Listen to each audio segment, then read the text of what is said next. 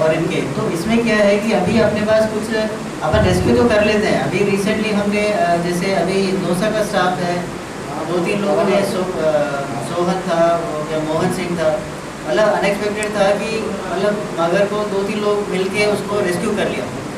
But उनका करेज के लिए तो मतलब थोड़ा सरप्राइज था कि यार कोई टीम नहीं थी, कुछ नहीं है, बट उन्होंने रेस्क्यू कर लिया। बट एक एलिमेंट ऑफ रिस्क रहता है ना, प्रेशर में अपने को जाना पड़ता है, करना पड़ता है। बट हम लकी हैं कि मान लो रिस्क नहीं होता है, मतलब अदर वे राउंड भी हो सकता है। तो हम ये चाहते हैं कि आज का ये जो ट्रेनिंग है, अपन जैसे जो एनिमल रेस्क्यू करते हैं उसको एक प्रोफेशनल अप्रोच के साथ कैसे करें। मतलब हमेशा ज़रूरी नहीं है कि अपने पास कोई रेस्क्यू टीम अवेलेबल हो, तो हम खुद ही क्यों ना इक्विप हो जाए कि बेसिक जो रिस्क हैं उसको अपन अवॉइड करें। मतलब अपना जो ऑब्जेक्टिव ये नहीं होना चाहिए कि लोगों वो नहीं है अपना ऑब्जेक्टिव, अपना ये है कि दोनों को सेफली उस ऑपरेशन से निकलना है। तो हमने क्या है कि जयपुर में जो उन्होंने डेवलप कर रखा है, तो उनका जो अप्रोच है, उनके जो प्रोसीजर्स है, कैसा है, वो अपने को आज बताएंगे। तो फिर अपन उससे अपना जो तरीके, तो मैं एक्सपेक्ट करता हूँ कि आपको इंटरेस्टिंग लगे। ये टॉपिक काफ़ी इंटरेस्टिंग है। वाइल्ड के जैसे टॉपिक आती है सबकी, जैसे ट्रेडिशनल फॉरेस्ट्री है, प्लांटेशन है, वो तो ठीक है, रूटीन है। बट वाइल्ड पर जब बात की है तो मेरे हिसाब से उसमें काफ़ी में आपको कोई भी इशू आती है, आप डेली फील्ड में जो इश्यूज करते हैं, फेस करते हैं, उसमें भी आप पूछ सकते हैं। एंड मोस्ट प्रॉब्ली हम मिलकर उसको कुछ एक सोल्यूशन। हमारे स्टाफ है आज इस हॉल में प्रेजेंट है आपके लेक्चर को, आपके जो सेशन है उसको उसका फ़ायदा उठाने के लिए। तो आपकी जो सेशन है वो हमारे सबके लिए फायदेमंद है। Thank you sir. आप सभी को नमस्ते। हम था एक फॉरेस्ट गार्ड थे, एक दिन मैं उनके साथ मिला और नारगढ़ करके एक जंगल है जयपुर में, उनके साथ काफ़ी समय वहाँ व्यतीत किया और करीब 2 साल तक हम लोग साथ में रहना जाता था। उनके साथ ही पेट्रोल पे जाता था, वॉक भी करता था, सफाई भी करते थे, उसको रंगों पौधे भी लगाते थे। तो काफ़ी कुछ सीखने को मिला और तब मेरा जो वाइल्ड लाइफ का इंटरेक्शन है वो बढ़ा और धीरे धीरे रेस्क्यूज़ का काम हम लोगों ने चालू किया। लोकेश एक वीडियो दिखा रहा हूँ मैं रक्षा का कि क्या क्या हम लोग करते हैं, कैसे करते हैं।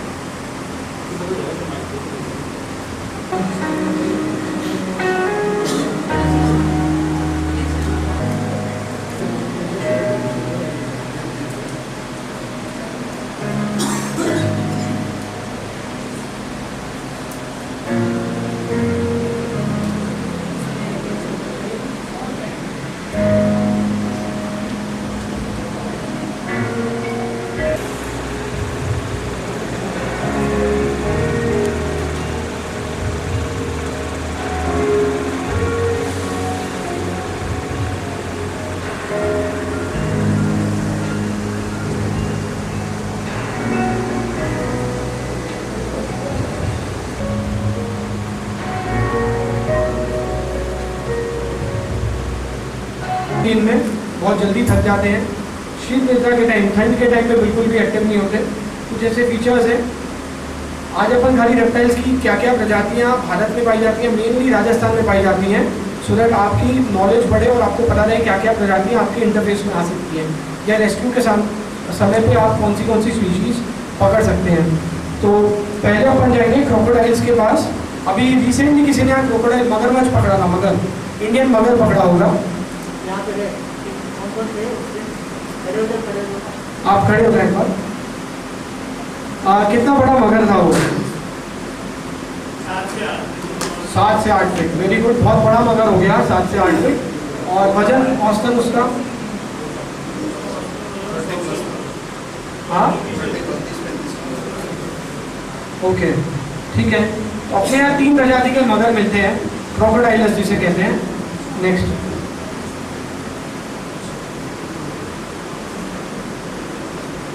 एक तो कहते हैं सॉल्ट वाटर क्रोकोडाइल, जो भारत में सबसे बड़ा रेप्टाइल है, अपने राजस्थान में नहीं मिलता।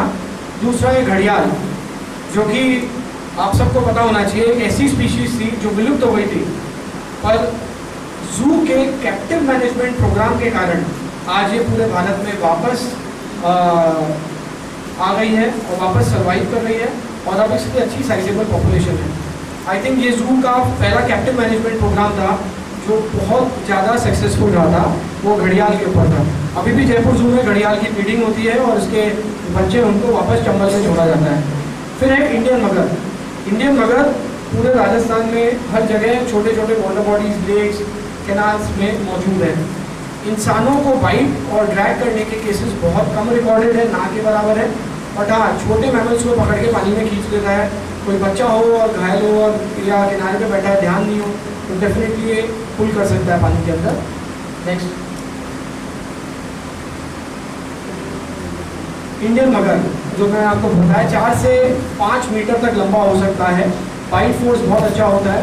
तो कभी आप मगरमच्छ को छोड़ते हैं तो सीधा लैंड पर छोड़ना चाहिए। अगर वहाँ ह्यूमन्स भी हैं तो पानी के अंदर सीधा नहीं छोड़ना चाहिए, क्योंकि पानी के अंदर ड्रैग करके तुरंत ले जाता है। तो जब अपन मगरमच्छ रिलीज करते हैं उस वक्त आपको थोड़ा सा ज़मीन का इंटरफेस देना चाहिए, उसके बाद पानी में जाना चाहिए। सीधा पानी में छोड़ोगे, जिसको पकड़ लिया तो सीधा पानी में ही ले जाएगा।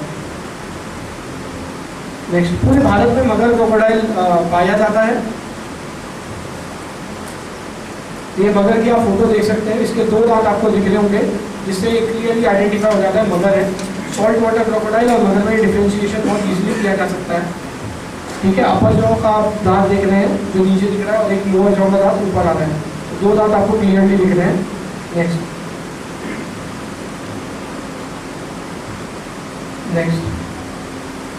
सॉल्ट वाटर क्रोकोडाइल दुनिया में सबसे बड़े रेप्टाइल्स होते हैं और बहुत ही अगर कोई डिस्कवरी यहाँ देखने वाला तो उसने देखा होगा मसाई मारा में जो नाइट वाटर क्रोकोडाइल, वो भी एक सॉल्टी है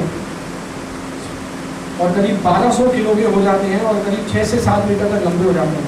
तो जितने भी मैन ईटिंग के केसेस हैं भारत में रिकॉर्डेड, वो सारे सॉल्ट वाटर क्रोकोडाइल के लिए हैं। और अपने भारत में मद्रास क्रोकोडाइल स्नेक कहाँ से पकड़ा आपने? डोसा के आसपास के बांदीपुर। पानी का क्षेत्र है वहाँ पे या बिल्कुल सूखा? सूखे में तो ठंड के टाइम पे ज़्यादा रहता है हाइड्रेशन के टाइम पे। और अपन सांपों के लिए कुछ चीज़ें डिस्कस कर रहे हैं। तो अब जैसे जितने भी ये कह सकता है रात को नाले में चलता हुआ या रात को प्यासे में चलता हुआ, खेतों में जब पानी फसल जब होती है तो उसके लिए बहुत क्या पकड़ा था वहाँ से पहले मगर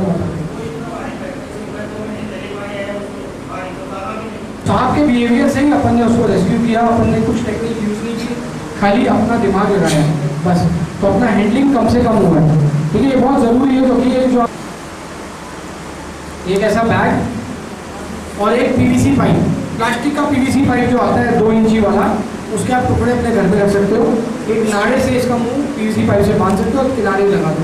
तो जब हम कई बार जाते हैं और हमारे को लगता है ये एस्केप रूट है, इसके अलावा ये भी है, हम 2 बैग लगा देते हैं। लगता है सेटअप को एरिया में जहाँ पे सांप पकड़ना है या कोई भी जानवर पकड़ना है तो सेटअप उसी हिसाब से होना चाहिए। तो ये कहा छोटे प्रजातियों के सांप के लिए हम इतना बड़ा हुक यूज़ नहीं कर सकते। मैं जैसे उसको कंसंट्रेट करूँगा, दबाऊँगा, उसकी रीढ़ की हड्डी टूट जाएगी। तो अपने को झाड़ू यूज़ करनी है या ब्रूम भी आप यूज़ कर सकते हैं। दूसरा एक जो उसमें नीचे कपड़ा लगा हुआ होता है, ठीक है। तो झाड़ू हर जगह के घर में मिल जाएगी। ये प्लास्टिक का बॉटल हर जने के घर पे मिल जाएगा। आप गाँव में जाओगे, अर्बन एरिया में जाओ, ये तो रहेगा ना सबके घर पे। तो ये आप यूज़ कर सकते हैं टेक्निक बिना कोई साधन के।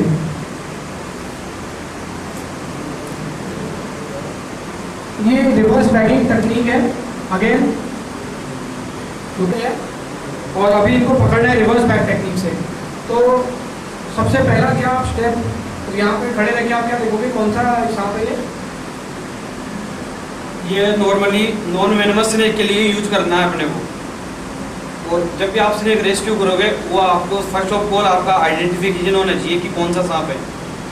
और अगर आपको झाड़ू मिल रही है तो बेस्ट है इसके लिए, नहीं अगर झाड़ू नहीं है तो आप इससे भी वो आपका प्रेशर डालने का उसका तरीका इतना होना चाहिए जिससे उसको चोट नहीं लगे। अब उसकी जो बॉडी है जितना वो मोटा है उसके अकॉर्डिंग आप उस पर प्रेशर डालोगे। इतना ज़्यादा भी प्रेशर नहीं डालना है कि वो बीच में से उसकी जो बोन्स है वो ब्रेक हो जाए बिल्कुल, क्योंकि हमारा काम स्नेक रेस्क्यू करना ही नहीं है, सेफली तरीके से रेस्क्यू करके सेफली तरीके से रिलीज भी करना है। तो जब भी अगर झाड़ू मिल जाए तो बेस्ट है, नहीं आप उसको इस तरीके से दबा के आप कोशिश ये करें कि जो उसका मुंह का पार्ट है वो आप इतना ही आगे छोड़े कि वो पीछे घूम के बाइट नहीं कर सके आपको, क्योंकि नॉन वेनमस से टीथ भी उनके स्ट्रॉन्ग रहते हैं, तो अपनी जान बचाने के लिए कोशिश तो पूरी करेगा वो। तो आप कोशिश ये करें जो आपने उसको दबा लिया, जो आपका ये बैग है वो इस तरीके से आपके ऊपर पूरा होल्ड होना चाहिए, मतलब ये बार बार में निकल के बाहर नहीं आए, क्योंकि अगर ये यहाँ आएगा और अगर आपने आगे से ज़्यादा छोड़ दिया तो पीछे घूम के भी बाइट कर सकता है आपको। तो आप इसको कोशिश ये करो कि आप इसको यहाँ दबा लो आराम से, और ये जो बॉटम है इसको यहाँ से पकड़ के आप, मेन है आपके फुट पैरों की जो डिस्टेंस है वो आपने एक जगह अगर उसके पास रख लिया तो आपको ज़्यादा कदम ताल नहीं चलानी है, बस उसको दबा के आप ये देख लो उसका मुंह कितना छूटा हुआ है इस तरीके से। अगर आपने इतना भी सांप का मुंह आगे से छोड़ रखा है तो वो अगर घूमेगा तो भी बाइट नहीं कर सकता आपको। उसके बाद जब आप उसको वापस बैग में डालोगे उस समय आपका तरीका ये होना चाहिए, जो इसका फेस है वो इस समय इस साइड होना चाहिए और जो आपका हाथ है वो इस साइड से, ताकि आप उसको धीरे धीरे, ज़्यादा जोर से नहीं, इस तरीके से, और उसको अंदर कर दो।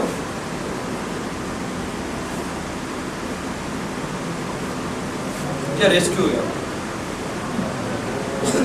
और ये विशीन प्रजाति के सांप के लिए ही कारगर है। ठीक है, तो ये रिवर्स बैग टेक्निक है, इसमें आपको सांप के पास जाना पड़ेगा। ये भी एक टेक्निक है जो यूज़ करते हैं, जरूरी नहीं है अगर आप कंफर्टेबल नहीं है तो नहीं करना। और ये तभी करना है जब आप आइडेंटिफाई करना जानते हैं कि ये 36 में से कौन सा सांप है जो राजस्थान में पाया जाता है। आइडेंटिफाई नहीं कर पा रहे तो ऐसा टेक्निक यूज़ कभी नहीं करना। नेक्स्ट लंबा बॉक्स और एक वाला है, उसका बाद में डेमो देंगे। ये लंबा बॉक्स इसलिए बना है कि इसमें एक बार स्नेक जाएगा तो पलट के वापस बाहर नहीं आ सकता। ठीक है, तो आपको समय मिलता है, इसका लिड ऐसे ओपन हो जाता है और लकड़ी से ही बंद हो जाता है। ठीक है, इसको आपको स्मूथ करना है, सेंटर में करना है, बंद हो गया तो आप सांप को हाथ नहीं लगाना। ठीक है, ये खुल गया, बंद हो गया। आपको सांप को लिटरली हुक से उठाना है। 1/3 भाग से जनरली सांप को जब आप उठाएंगे तो सबसे कंफर्टेबल होता है 1/3 भाग स्टार्टिंग से। जनरली जो आपका हुक आना चाहिए वो यहाँ आना चाहिए। दिखाओ, जो रेस्क्यू के लिए प्रोटोकॉल है वो सबसे पहले आपको पैरों के आपने कितनी डिस्टेंस से उसको छोड़ रखा है, उसके बावजूद फिर आप इसको उठाना स्टार्ट करोगे। इसमें रुकेगा नहीं क्योंकि ये फ्लेक्सिबल नहीं, इसलिए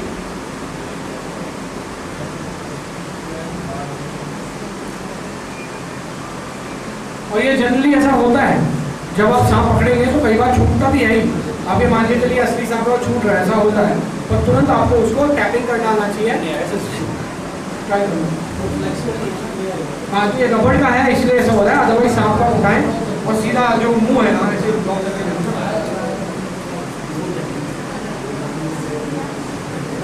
तो ऐसा वास्तविक स्थिति में भी हो सकता है कि सांप आने की इच्छुक ही नहीं हो, जैसे उठो भाग जाए, फिर उठ कर भाग जाए। तो आपको कंस्ट्रेंट करना आना चाहिए, सांप को उस जगह पे रोकना आना चाहिए।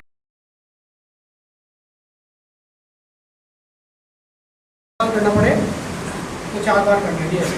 सांप को लगेगा वो ट्रैवल कर रहा है पर एक्चुअली उसी जगह पे रहेगा। ठीक है, फिर आपको धीरे से उसको उठाना है और वही जो अपनी टेक्निक है अपने वो यूज़ करना है। ये यूँ बैक में डाइवर्ट करना है। ये टैपिंग से क्या फायदा हुआ?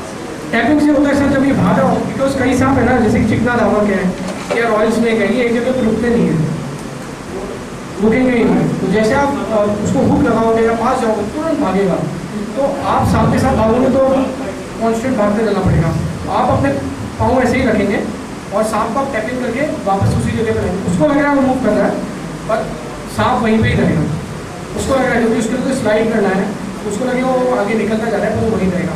जैसे ही एक मौका मिलेगा वो रुकेगा तो आप उसको उठा के सीधा बॉक्स में डाल दोगे, तो आपको भागना नहीं पड़ेगा सांप के साथ। तो ये टैपिंग इंपॉर्टेंट टेक्निक है, पर हमेशा जरूरी नहीं है यूज़ करो या नहीं करो, डिपेंड करता है फीडबैक कैसे। तो वो मुझे काटने की कोशिश करेगा, तो जब वो मुझे काटने की कोशिश करेगा तो हो सकता है उसको अपनी रीढ़ की हड्डी को तोड़ ले। इसलिए अपन जब सांप को हैंडल करते हैं तो जनरली उसको उठाते हुए भी अपन उसको थोड़ा सा आधार देते हैं, सपोर्ट देते हैं। ये सपोर्ट काम के लिए अपने लिए भी है क्योंकि मैं इससे अपनी बाइट रोक रहा हूँ। अगर सांप मुझे काटना चाहे तो मैं उसको दूर रखता हूँ, सांप में ऐसे हैंडल करता हूँ, ठीक है, दूर है सांप मुझसे, ठीक है। और सपोज ये बाइट करने की कोशिश करता तो बहुत पीछे हो जाऊँगा, मैं बाइटिंग नहीं से दूर। तो ये हुक बहुत इंपॉर्टेंट है रखने के लिए, सांप को भी सपोर्ट मिल रहा है और अपने को भी मिल रहा है, अपने भी बाइट नहीं हो रही। एक रेस्क्यूअर के लिए सबसे इम्पोर्टेंट टूल ये हुक ही है, तो सांप को और अपने आप को, अपनी बॉडी को बीच का एक वो दूर रखता है, दूरी बनाए रखता है। तो इस फोटो में अगर आप देखें तो सांप इस झाड़ी में फंसा हुआ था पीछे, 2 बार भागा, पकड़ में नहीं आया, तो मुझे टेल से पकड़ के उसको खींचना पड़ा। जब मैंने उसको खींचा तो मुझे तुरंत सपोर्ट देना पड़ा। सपोर्ट में अगर आप देखें ना तो ये लॉक किया हुआ है, ठीक है, तो लॉक किया हुआ मतलब एकदम से मुझे बाइट नहीं करता। और इस वाले टेक्निक में पूरा का पूरा सांप भी रूप में आ गया। कई बार ऐसा होता है जैसे मैंने भी लिखा है, उसे उठाया, सांप मूवमेंट नहीं कर रहा, तो आपको पीछे लिया, इस पर डाल दिया, हेडेक ही खत्म। और कई बार जब मूवमेंट कर रहा है, भाग रहा है और आप वहाँ पर जा नहीं सकते ऐसे एरिया में, ये घर के अंदर जो पानी निकलने का रास्ता था वहाँ से निकला, और घर के बाहर जो अपन पौधे लगाते हैं जाली लगा के, उस वाले क्षेत्र में वो बिल्कुल मेरा दवाल को दिख नहीं रहा था। एक जना जाली के इस तरफ खड़ा था, एक जना उस तरफ खड़ा था। जब ये मेरी तरफ आया तो मैंने इसको पकड़ के ट्रैक किया, पास चुका है ये बॉक्स नंबर। ये भी हम लोग देखे जाते, फिर और अगर जो आपकी इंटरेस्टेड हो तो और इसको यहाँ पे बनवा सकता है एज पर इंटरेस्ट। राजस्थान में अभी कुछ 5 लेडी फॉरेस्ट ऑफिसर्स हैं जिनको हमने ट्रेन किया था। राजस्थान में अभी 5 ऐसी लेडी ऑफिसर्स हैं वन विभाग की जिनको हमने ट्रेन किया था, एक्सटेंसिव ट्रेनिंग की थी, और वो सब अकेली अपने, क्योंकि 5 अलग अलग डिवीजन में है, अलग अलग रेंज में है और अलग अलग सिटीज़ में है, वो 5 अकेली अभी रेस्क्यू का काम कर रही है सिंगल हैंडेडली।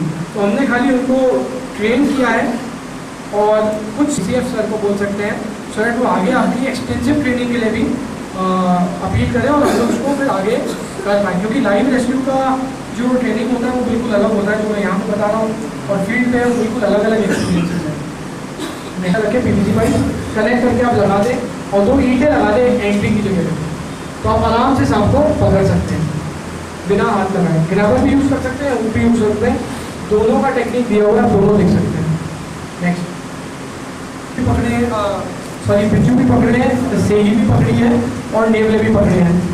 जो बिच्छू होते हैं बेसिकली निशाचर होते हैं, और जनरली अपने पास कॉल आती है दिन में, रात को तो कॉल आएगी नहीं, तो दिन में जब कॉल आती है तो बिच्छू को आप पकड़ने जाएंगे तो अगर आप वो एनक्लोज एरिया में है तो आप ऐसी जगह डब्बा रखें तो अपने आप डब्बे में चल जाएगा, क्योंकि डब्बे में गुफा जैसा फील होता है और अंधेरा सा लगता है। उसमें लगता है मैं पेड़ के कोई तना मिल गया, अपना घर मिल गया, तो अपने आप ही स्वतः इसमें चल के अंदर आ जाएगा और आपको लिड बंद करना है, अपने आप हो जाएगा। सेही के साथ भी यही चीज़ है, निशाचर है, दिन में जाता तो आप बॉक्स का लिड ओपन कर दो, उसके पास रख दो, अगर ओपन एरिया है तो चद्दरें लेके जाओ और एक चद्दर की कैनपी बना दो, तो अपने आप धीरे धीरे खिसकता हुआ वो इसके अंदर चल जाएगा। आप लिड बंद, आपको हाथ लगाना ही नहीं है ऐसे जाना। तो इसमें सपोज बॉक्स वर्टिकल है, जब आप सांप को डालेंगे तो आप देखिए वुडन स्ट्रक्चर एक्स्ट्रा अपन ने दिया हुआ है, सांप अंदर जाएगा तो वापस बाहर नहीं आ सकता या बाहर मुंह नहीं मारेगा। ये बहुत ज़रूरी है, जब भी आप मैमल को भी डालते हैं तो हाथ तक करके वो बाहर आने की कोशिश करते हैं तो अंदर से सपोर्ट लेके आते हैं। जब अंदर से सपोर्ट लेगा तो ऑलरेडी एक लकड़ी की दीवार यहाँ पे है, ठीक है। तो ये चीज़ें कुछ ध्यान रखनी है आपको। इसके अलावा कुछ आप रेस्क्यू के लिए पूछना चाहते हैं तो पूछ सकते हैं। निशान होते हैं, सपोज दैट किसी ने सांप ने बाइट किया और अपन को पता नहीं लगा कि किस सांप ने बाइट किया है, तो उस बाइट करने का जो तरीका है उससे कैसे पता लगाया जा सकता है कि ये जहरीले सांप का है या बिना जहरीले सांप का? कोई तरीका नहीं है, और कई बार 2 दांत के निशान नहीं आते। जब वाइपर काटता है, सपोज वाइपर मुझे काट रहा है, मैं देख रहा हूँ, मैंने हाथ इधर कर लिया तो एक ही दांत लगा, तो एक ही दांत का निशान भी हो सकता है। तो इसलिए मैंने कहा था कि कंफर्म नहीं है, और जब तक आपने देख नहीं ना कौन से सांप ने काटा है। और वही प्रोटोकॉल लो जो एक जहरीले सांप के बाइट पे होता है, तुरंत अस्पताल सामने वाले को भेज लेके जाओ। तो उसके वेनम कम में इंजेक्ट हुआ था, उसकी इम्यूनिटी अच्छी थी इसलिए, और कईयों के 18 मिनट में इफेक्ट देना चालू कर देता है। चाहिए बैक को डायरेक्ट हाथ में नहीं पकड़ना, क्योंकि अगर वेनमस स्पीशी है तो विजन नहीं हो, वाइब्रेशन पे चलता है, तो जहाँ कंपन हो रही है तुरंत बाइट कर देगा बैक के अंदर से। तो आपको बॉक्स में लेके जाना है वेनमस स्पीशी को। तो है न्यूबॉर्न जिसे बेबी कहते हैं, वाला सांप की ग्रोथ प्रोसेस स्लो नहीं होगी, तुरंत खींच लेगा नहीं, मिल वो इस तार का आराम से धीरे धीरे चलता रहेगा, ठीक है। सेकंड इनके आइडेंटिफिकेशन ऑफ सेक्स बड़ा टफ होता है, बिकॉज इनके प्रोबिंग करनी पड़ती है सांपों के। तो जैसे आजकल होता है, उसका जो क्लोर का होता है उसमें एक स्टिक डालनी पड़ती है, वो आती है इनके लिए अलग से। तो वो स्टिक डालने से हमें पता चलता है कि ये मेल है या फीमेल है। उसका तरीका है, उसका प्रशिक्षण जरूरी है, क्योंकि वो सांप को बड़ा इंजर भी कर सकता है। तो साइंटिफिक तरीका है उसका करने का। उसके अलावा कोई भी तरीका नहीं है कि आप आइडेंटिफाई कर पाओ। कुछ लोग तेल विजन से आइडेंटिफाई कर पाते हैं, बट दैट कम्स टू, मतलब वो बहुत एक्सपीरियंस के बाद पता चलता है ये फीमेल है या मेल है देखने से। और वो ये कारगर साइंटिफिक तरीका है जिससे अपन प्रोबिंग से पता चल जाता है नर है या मादा है। और तीसरा हमने क्या पूछा था? हाँ, अब देखिए जैसे इंसानों में बिहेवियर अलग होता है, कोई गुस्से वाला होता है, कोई शांति प्रिय होता है, वैसे ही कुछ सांप गुस्सैली होते हैं। जैसे कोबरा ऐसा एग्रेसिव स्नेक स्पीशीज ही एग्रेसिव है, पूरे आपको हमेशा एग्रेसिव ही मिलेंगे, तो आप कम डोसाइल सांप मिलेंगे। तो आपको उसको उसके अनुरूप ही पकड़ना है। अगर वो एग्रेसिव है, वो वहीं फोकस कर रहा है, तो आप आराम से उसको उत्तर लगाओ। जिस चीज़ पर फोकस कर रहा है फोकस हटाएगा ही नहीं। सपोज कोबरा इनके पाँव हिल रहा है, इनको देख रहा है, तो मैं पीछे से गया, मैंने चुपचाप से कोबरा को उठाया, वो अभी भी इनके पाँव को देखता रहेगा। मैंने वो उठाया, यूँ कोई और फोकस नहीं कर पाता। तो ऐसे सांप को आप ऐसे पकड़ सकते हैं, उसका फोकस डाइवर्ट करके आप उसको इजीली रेस्क्यू कर सकते हैं। कुछ सांप है जैसे रेड स्नेक दामन पड़े रहते हैं, जैसे ही शिकार आता है स्ट्राइकिंग में अटैक कर देते हैं। इसके अलावा लोकोमोशन में भी ये शिकार करते हैं, पर बहुत धीरे धीरे प्रे की तरफ जाते हैं। मतलब आपको ऐसा अप्रोच कर रहे हैं डायगनली, तो बट ये मेकआउट नहीं कर पाता कि कितना डिस्टेंस उस जानवर ने कवर किया है। तो बर्ड्स के अगर ये स्ट्राइकिंग में आते हैं तो बहुत फास्ट चल जाते हैं, बिल्कुल बिना मूवमेंट किए। जब स्ट्राइकिंग चेंज होती है तब अटैक करते हैं। तो घात लगा के भी शिकार करते हैं, फॉलो करके भी शिकार करते हैं। पर फॉलो करके ये दक्ष शिकार को शिकार नहीं कर पाते। जैसे हिरण का बच्चा है जो एक ही जगह स्टेटिक है, उसको पकड़ लेंगे, या कोई स्टॉर्क का बच्चा है, इसको पता है घोंसला है, घोंसले तक पहुँच के घोंसले का शिकार कर लेगा। पर ऐसे कोई भागने वाली चीज़ को शिकार नहीं कर पाता। हाँ, जाल डाला, उसके बाद में उसके 2 साल की लकड़ी से उसके मुँह पे रख ली, उसके बाद में रस्सी से बांधा उसको मुँह को। हाँ, क्योंकि रात को गए थे 11-12-1-2 बजे के लगभग, इसलिए कोई वो नहीं था इस वजह से। क्रोकोडाइल का मैं एक आपको प्रेजेंटेशन दिखा, जितना अपन देखो, जितना मैं दूर सरस्वती कॉलेज नहीं, ये जो एरिया है ना इसका, ये मिडलिफ्ट है, सरस्वती यहाँ से पकड़ना, यहाँ से ये क्या है, यहाँ से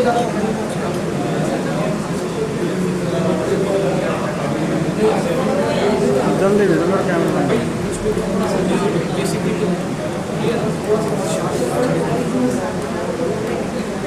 इससे तो सब आ जाएगा, इससे तो पैसा भी सब बात नहीं रहेगा, इससे दिक्कत आती है।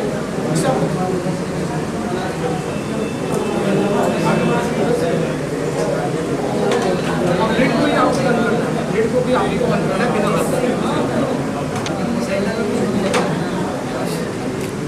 इतना सिंपल है आपके पास। ये तब सिंपल है जब आपके पास औजार है। ये हाँ, ये लॉक करना भी, ये सब चीज़ें करना जरूरी है। ये रेड स्नेक के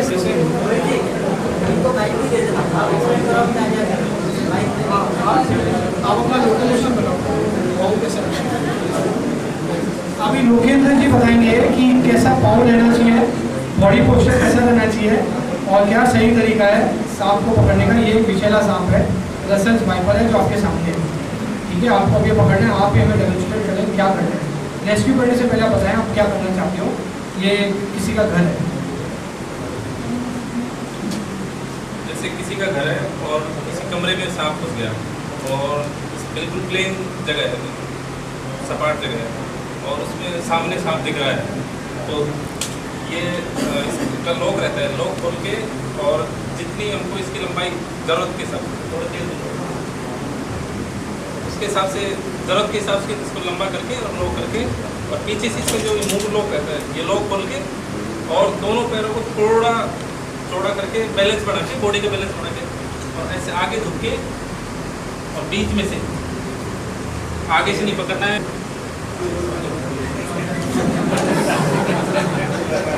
अगेन तो प्रेजेंस ऑफ माइंड बहुत ज़रूरी है। अभी भी आप कुछ बोल रहे हो, सांप बाहर आ चुका है, सांप वापस बाहर आ गया, सांप बाहर आ गया वापस, या तो अपने पास होगा। ये सब चीज़ें ना आपके एक आदत सी होनी चाहिए कि भाई डाला तो तुरंत बंद हो, फिर बात करो।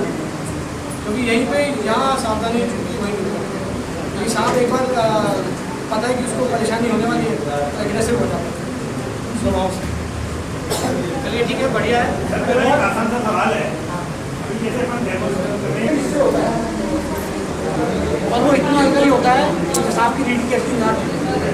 प्रेशर देने से आगे इधर भागे इधर नहीं, और ये प्रेशर इसलिए हम लोग नहीं सिखाते क्योंकि अगर आप अभी नए हो तो अगर ज़्यादा प्रेशर डाला है तो ठप करके आवाज़ आएगी और सांप फिर परमानेंट वहीं बैठा रहेगा। ताकत नहीं लगाने की कोशिश करेगा, तो इसलिए हम लोग ये वाला टेक्निक सिखा नहीं रहे। आप तो खाली उसको टैपिंग कर लो, ये वाला, इसमें कुछ नहीं होगा, वो चलता रहेगा।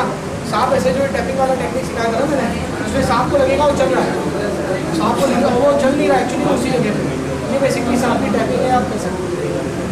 करेंगे तो वो मतलब वही हो जाएगा, वो चलता रहेगा पर सांप रहेगा यहीं। आप समझिए टैपिंग कर रहे हैं तो सांप को लग रहा है वो आगे जा रहा है, पर एक्चुअली जा तो आगे वाली नहीं है, तो एक्चुअली देखो एक ही जगह पे सांप चल रहा है, चलता है वो आगे पुश कर रहा है अपने आप को, और आपको बॉडी हो, सांप आगे जा ही नहीं रहा, सांप को लग रहा है ज़्यादा, तो जैसे वो एक बार रुकेगा तो आप तुरंत उसको उठा के अंदर। और ये ऐसी टेक्निक है कि जिसमें मूव करे कुछ भी करे, आपको तो जाके इजीली उसको पकड़ना है और बॉक्स में डालना है, बहुत फास्ट है और बहुत कारगर है। बट इसमें वही है कि गलत हाथों में ये चीज़ चले जाए तो जानलेवा हो सकती है सांप, इसलिए हम लोग इस पर प्रशिक्षण 6 महीने साल में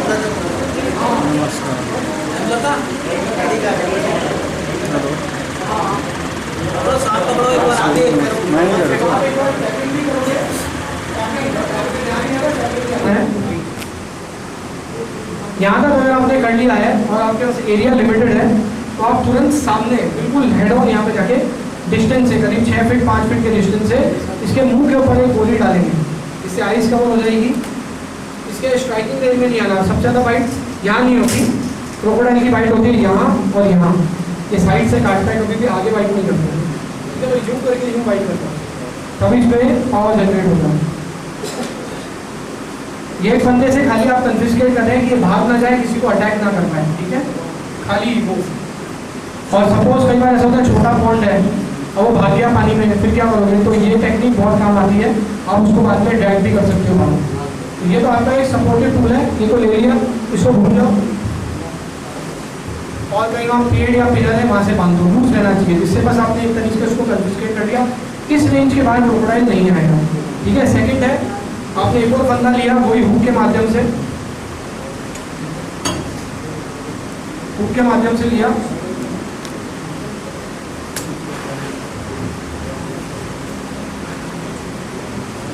अगर आपने मुंह बंद कर दिया तो ठीक है, अगर ये हाथ से नहीं करना, जितना पास नहीं जाना।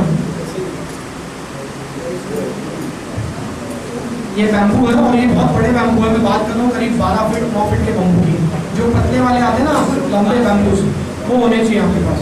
आपको सबसे पहले यहाँ जाना है और ये एरिया आप इसका कन्फिस्केट करना है। जैसे ही आप इसके लोअर जॉ पे ये रस्सी डालोगे ना, ठक ठक ये खींचेगा, बंद करेगा और तुरंत ये अपने आप बंद हो जाएगी, ठीक है। बड़े फंदा प्रॉपर होना चाहिए, जैसे ये रस्सी सही नहीं है फंदे की, और टेक्निक जो अपन यूज़ करें बैम्बूज होने चाहिए,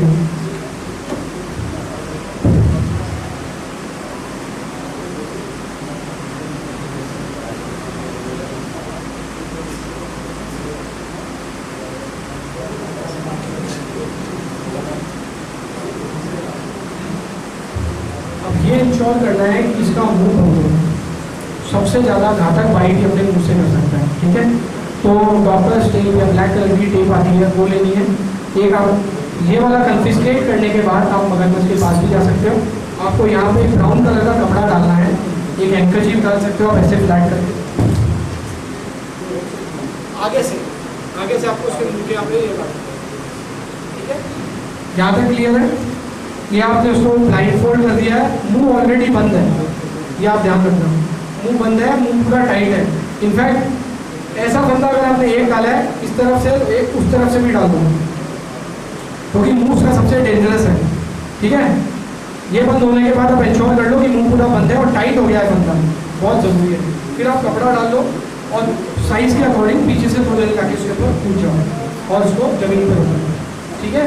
फिर आप मगरमच्छ की टांग उल्टी करके बांध सकते हो, अगर ज़रूरत है तो जाओ, बहुत बड़ा है तो ही बांधनी है, अदरवाइज आप आराम से 3 जने इसको उठा के कोई वुडन बॉक्स में या ट्रक में जहाँ पर आपको ट्रांसपोर्ट करना है, उपलोड करना है, इसको वापस रिलीज करना है, वहाँ पर आप जाके इसको ये कर सकते हैं।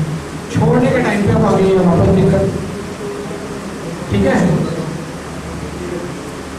तो छोड़ने के टाइम अगेन आपको पहले पानी वाला एरिया देखना है जहाँ इसको छोड़ोगे, और उससे करीबन 20 फीट दूर मगरमच्छ को जमीन पे रखना है, उस पर 3 जने बैठेंगे, ठीक है। और 2 बैम्बू स्टिक्स आपको हमेशा रेडी रखनी है जो कि मगरमच्छ के यहाँ रहेंगी, इधर मारना नहीं है ना दबाना है, ये हमेशा यहाँ पे इसलिए रहेगी ये पलट के पीछे वाले आदमी को कभी काट ना पाए। तो ये बैम्बू स्टिक आपको करीब 20 फीट या 10 फीट दूर से यूज रखनी है। आपको कभी भी उसको छोड़ते वक्त ये ध्यान रखना है कि पलट के आपके पास नहीं आए या पलट के आपके आदमी को नहीं काटे। तो ये स्टिक हमेशा टेढ़ी रहेगी, मैंने कहा। और जब भी ये बाइट करने की कोशिश करता है तो आप क्रोकोडाइल को थोड़ा ऐसे कर सकते हैं, देख रहे हैं आप, ये बैम्बू स्टिक बहुत काम आती है और सबसे इम्पोर्टेंट कारगर है। सपोज आपको लगता है बाइट करने की कोशिश करें तो आप उसको इस तरफ डाइवर्ट कर सकते हैं, और यही एकमात्र तरीका है क्रोकोडाइल की बाइट से बचने का। अभी जब आप रेस्क्यू भी कर रहे हो और आपको लग रहा है आपकी तरफ आ गया तो आने दो, आगे आ रहा है तुरंत वही टेक्निक आप यूज़ करो, बाइट करेगा तुरंत निकलो, यही एक टेक्निक है। और दोनों बंदे आपको यहाँ पर जब 3 जने बैठे हों तो आपको उसके जॉ लाइन को पकड़ना ही है दोनों हाथों से, ठीक है। ये जॉ लाइन जब बंद होती है तो बहुत ताकत लगती है, और जब बंद हो जाती है तो इसकी खोलने की जो मसल्स है ना क्रोकोडाइल की बहुत वीक होती है, वो खोल नहीं पाता। मतलब मेरे हिसाब से 2 उंगलियों से पकड़ूंगा तो खोल नहीं सकता। बंद करने की बहुत पावरफुल है, खोलने की बहुत वीक है, ठीक है। तो आपको इसके 2 तख्ते खोलने हैं, ठीक है। 2 बैम्बू ऑलरेडी यहाँ पे हैं, आगे इसकी ब्लाइंड फोल्ड है, आपको ब्लाइंड फोल्ड ही रखना है, और टाट की गोली इसकी यहाँ पे ही रखनी है, और टाट की गोली के माध्यम से आपको पीछे इसकी जोड़े भी पकड़नी है। जो लोग भी इसको रिलीज कर रहे हैं वो आपको ध्यान रखना है, ऑन द काउंट ऑफ 3 पीछे से पहले हटेगा, फिर आगे, ठीक है। और क्रोकोडाइल को आपको 2 बम्बू यहाँ पे हैं ही ऑलरेडी, जो 2 जने हैं, पहले पीछे वाला हटेगा, फिर बीच वाला, और फिर लास्ट में आगे वाला। और आगे वाले को हमेशा इस पाँव के पीछे पाँव रख के पीछे होना चाहिए, ठीक है। आपका पहला टांग यहाँ आना चाहिए, यहाँ नहीं आनी चाहिए। जब आप रिवर्स में कूदेंगे, जब ये मॉनिटर आप ये रिलीज करेंगे तो आपकी एक टांग यहाँ आनी चाहिए, यहाँ नहीं। तो जब यहाँ आएगी तो ये सेंस कर सकता है यहाँ पर मूवमेंट, इसके पीछे नहीं होगी। जब ये भागने की कोशिश करेगा फुल करके आगे ही भागेगा, पीछे नहीं आएगा। और यहाँ पे आपको ऑलरेडी डिफेंस है, क्योंकि यहाँ 2 बैम्बू है तो पलट के काट नहीं सकते, ठीक है। तो जैसे ही आप इस जॉ लाइन को छोड़ेंगे ये कपड़ा ऊपर ही रहेगा, इस कपड़े को आप बाद में लकड़ी से हटा सकते हैं। तो जब आप छोड़ेंगे हटेंगे तो एक बार क्रोकोडाइल रिएक्ट कर सकता है और बाइट नहीं कर सकता, ठीक है। ये रिलीज प्रोटोकॉल है। अब मैं आपको इसमें डेमोन्स्ट्रेट भी करूँगा कैसे। नेक्स्ट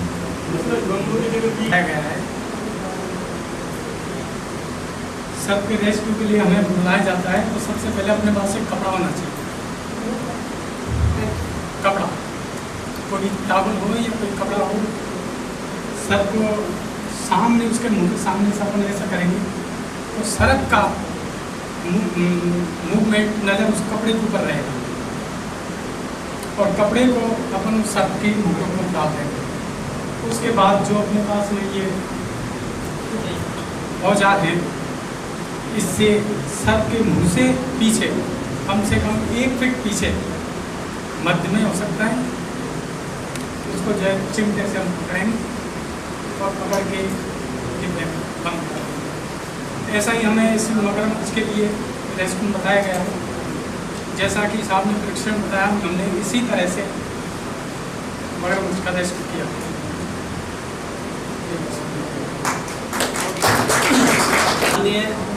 रक्षा संस्था के चेयरमैन रोहित जी, उनकी टीम, आदरणीय डीएफओ साहब, साथियों, आज का ये सेशन आप लोगों के लिए रखा गया था, क्योंकि आप फील्ड में सामान्यतः रेस्क्यू करते आए हैं। तो रेस्क्यू करते टाइम क्या क्या सावधानियां रखनी है खुद के लिए और रेस्क्यू होने वाले वाइल्ड एनिमल के लिए, वाइल्ड लाइफ के लिए, तो वो आज सारी चीज़ें रक्षा संस्था द्वारा हमें बताई गई।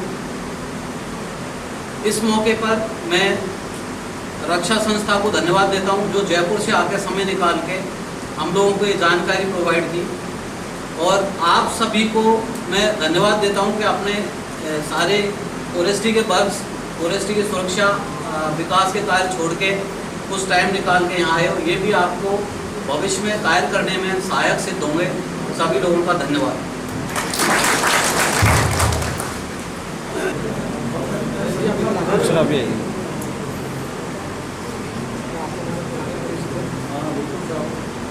प्रस्थान कर सकते हैं। खाना खाने के बाद, कंप्लीट करने के बाद 15 मिनट का एक छोटा सा अपना डिस्कशन होगा, उसके बाद आप छुट्टी करें। तो अभी कितना 2:30 बज रहे हैं, तो 3 बजे अपन वापस आ जाए। 3 बजे तक खाना कंप्लीट कर लेंगे और खाना खा के 10 मिनट के लिए पीछे बैठेंगे। ठीक है, धन्यवाद। आप जा सकते हैं। एक रेस्क्यू में आप कहीं अटकते हैं डोसा के आसपास तो आप लोकेश को फ़ोन कर सकते हैं। अगर पॉसिबल हुआ तो हमारी टीम भी यहाँ, अगर कोई बड़ा रेस्क्यू है तो हम लोग की टीम भी यहाँ पे आके इनिशियली 1 साल तक रेस्क्यू में आपका मदद कर सकती है। तो वर्क कर सकते हैं मिलके, बट एक प्रॉमिस नहीं है, कोशिश पूरी करेंगे हम लोग भी आने की।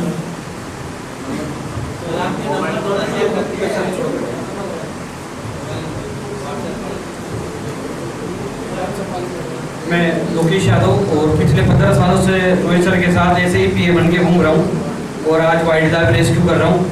तो अगर देखा जाए तो मोस्टली सांपों का भी मेरा मेन है। आज जो आप लोगों ने सीखा है तो मैं चाहता हूँ कि आप इसको और आगे बढ़ाएं।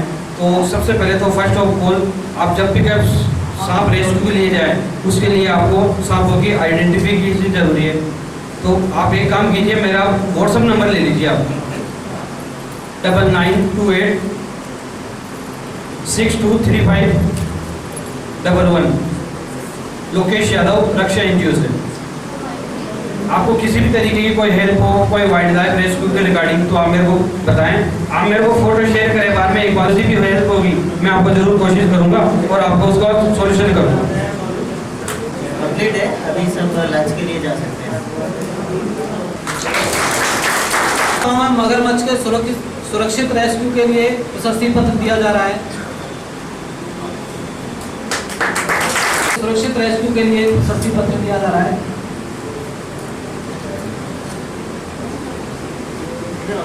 दो प्राइवेट आदमी हैं, एक संजय शर्मा पुत्र श्री ओम प्रकाश शर्मा मीणा निवासी भांकरी,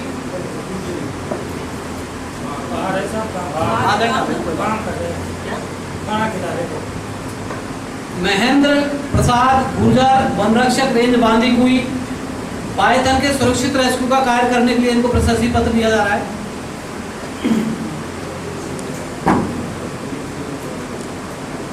दीनदयाल भैरवा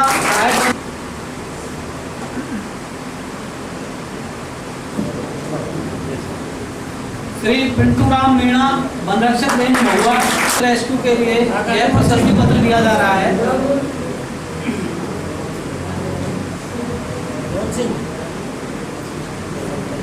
श्री मोहन सिंह कैटल गार्ड को रेस्क्यू और मगरमच्छ रेस्क्यू दोनों के लिए ये प्रशस्ति पत्र दिया जा रहा है। ये सबसे सक्सेसफुल रेस्क्यू है अपने डिवीजन का। दोनों रेस्क्यू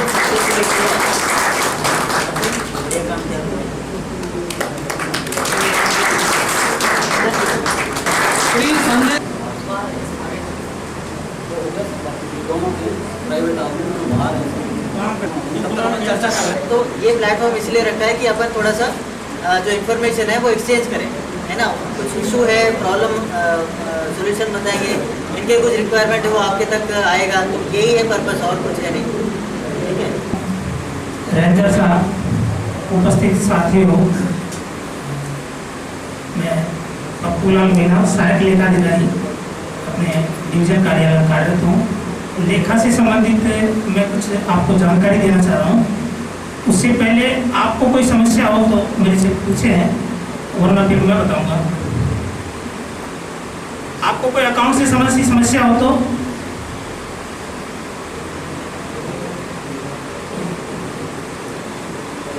आपको कोई समस्या नहीं है? जैसे लास्ट टाइम तो बैंक में जाके जब तक बैंक से डिपॉजिट नहीं होगा वो फिक्स नहीं होगा था। कोई ऐसी समस्या है जैसे 1 तारीख को छुट्टी है, शनिवार दिन तो फिर वो प्रॉब्लम हो जाती है बड़ी बात। आप बताओ 11 बजे और 5 बजे जाओ, आप बैंक पे रहते हैं 5 बजे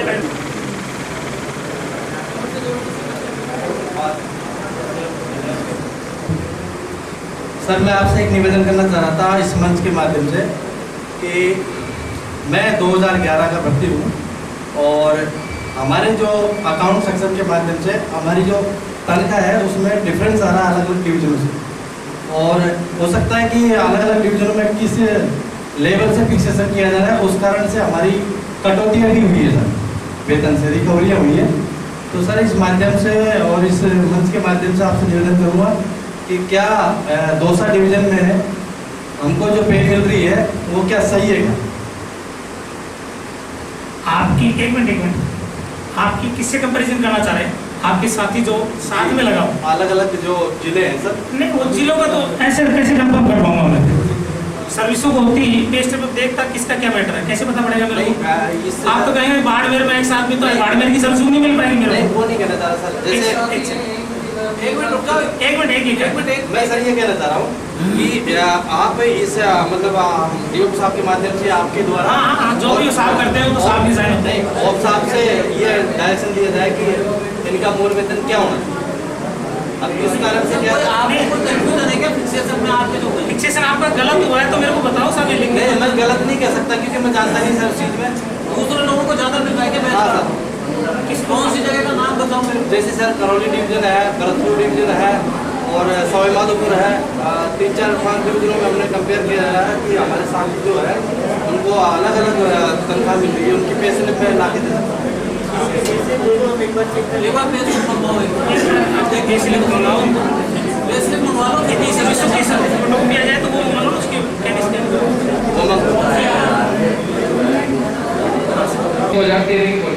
उनकी मेरे को ज़्यादा है इसी डिवीजन में।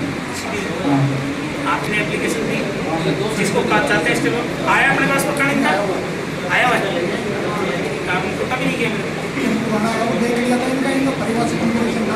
नहीं विकल्प का डेट था, विकल्प का था या संजय शर्मा है, संजय शर्मा ठीक है आपकी एप्लीकेशन अभी मेरे पास नहीं है सेंटर वाले की भैया फोटो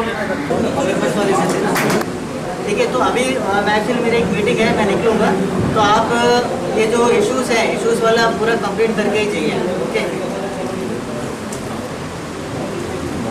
फरवरी मार्च की सैलरी की समस्या इसके साथ अपने पास पोस्ट नहीं थी कुछ ऐसा कुछ है तो एक बार इसको देखो आपने कहीं भेजना है तो बता देना है ना, इसको सॉर्ट आउट करेंगे, याद दिला देना अपन मिलकर कर लेंगे। और किसी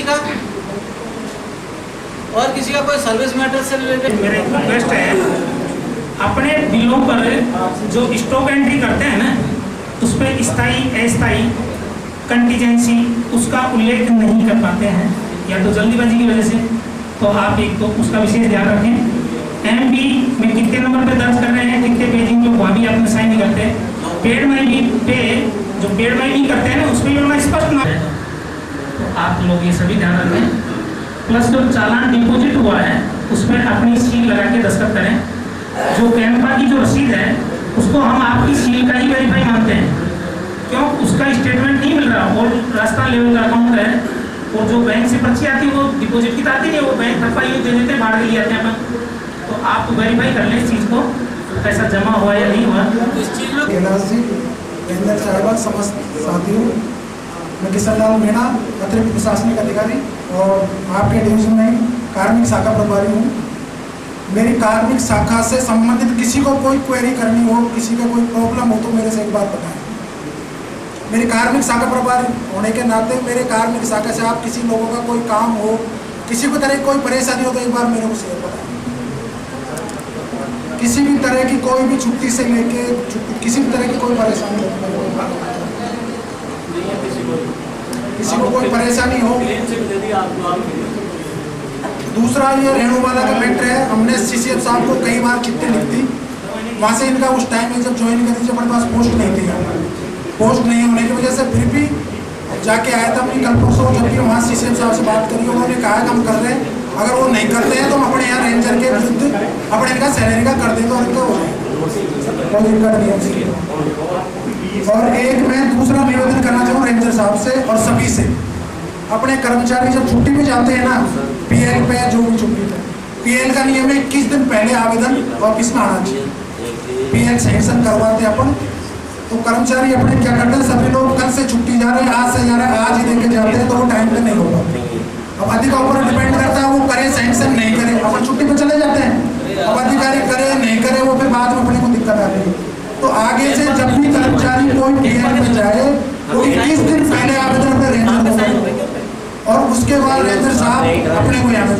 रेंजर साहब से निवेदन है, रेंजर साहब उसके आवेदन पत्र को लेकर आवश्यक कार्रवाई को प्रेषित कर देते हैं।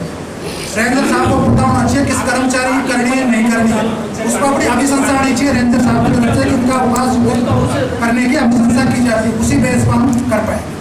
कई बार रेंजर साहिबान उसको मूल आवश्यक कार्रवाई तो कर देते हैं, हमें पता नहीं कर्मचारी कहाँ है, कब रहा, छुट्टी को कोई पता नहीं चलता।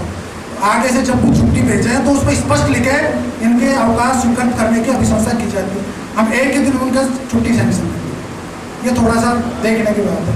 एंड टाइम आज छुट्टी पर जा रहा है, कल जा रहा है, एक दिन पहले आती है, अब हमको 2-3 दिन तो इसको पुटअप करने में जाएगी, साल के बाद जाएगी, 4-5 दिन तो हमको ऑफिस में लग जाते हैं। अब कर्मचारी की छुट्टी सैंक्शन हुई, कर्मचारी पीएन में चला गया तो कैसे हो पाएगा? तो 21 दिन पहले कम से कम कर्मचारी को पीएन में जाए तो 21 दिन पहले छुट्टी दे और आपके माध्यम से आएगा। और कोई कार्मिक सामाजिक संबंधित किसी को कोई परेशानी नहीं बताया, किसी भी तरह की कोई भी हो तो कोई ऐसी कोई बात नहीं, किसी तरह की भैया पर क्यों बताया, कोई हो सकता है वो रेडियो से किसी भी तरह की कोई किसी को समस्या होता है।